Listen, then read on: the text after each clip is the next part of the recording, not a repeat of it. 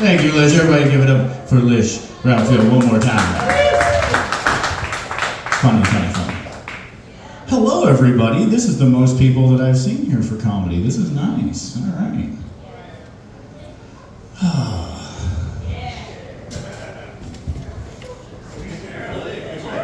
So I'm from Morgantown, born and raised. Yeah, right? And somebody said we have a gross river, and I tend to agree.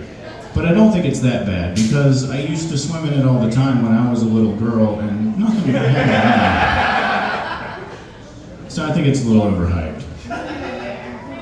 Growing up in Morgantown is rough, because dating in Morgantown is kind of its own thing. Like, I dated a girl not too long ago, and she told me she was on the pill. And I'm like, okay, cool. And she was talking about Xanax. So, one second, she's up there riding cowgirl. Next thing I know, she looks like she got shot off her fucking horse. And she falls asleep. And I take credit. I'm like, yeah, I did that. No, but it turns out that nap was brought to you by Pfizer and PBR. Yeah, I'm not even a good horse. So, I've been accepting more and more about myself recently. Like, I am on the spectrum. Is there anybody here on the spectrum? I expected that response to be a little quieter, but good. And I realized there are things that I like, that I enjoy, that I thought were part of my personality, that it turns out it's part of autism. I thought I just liked sharks. I didn't realize that was something autistic people like. And I brought it up to my brother, and he goes, Jack, there's no zebra week. And I'm like, oh, okay, people like sharks. So I got real stoned and came to the conclusion that everybody in Australia is autistic. Because it's the only place where they defend the shark. Nah, that's my buddy Bruce. He's just a cheeky cunt. Don't worry about him. He was hungry. It's, you know what, sexually, it's on me. I'm the one that looked like food. I get along better with people that are on the spectrum.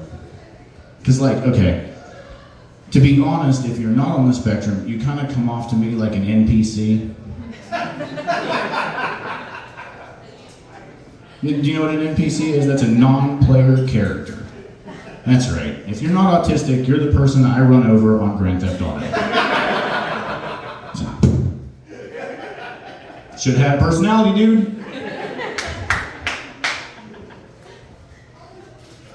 Trying to think of whatever other things I wanted to talk about. The 90s made millennials into masturbation ninjas. We didn't have internet porn. So when Mariah Carey's Honey came on MTV, you had 3 minutes to rub it out, or you were finishing the Limp Bizkit.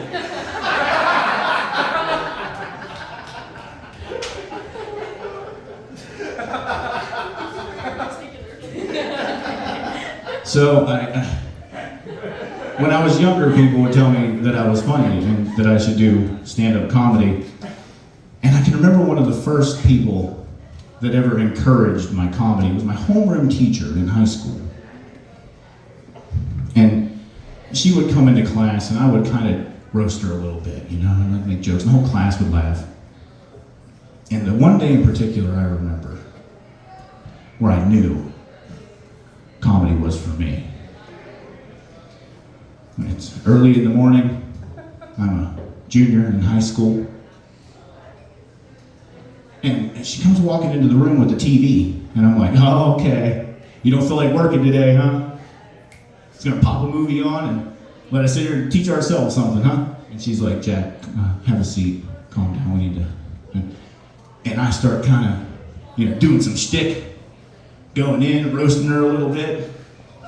And she's like, Jack, please, have a seat. So I double down on it.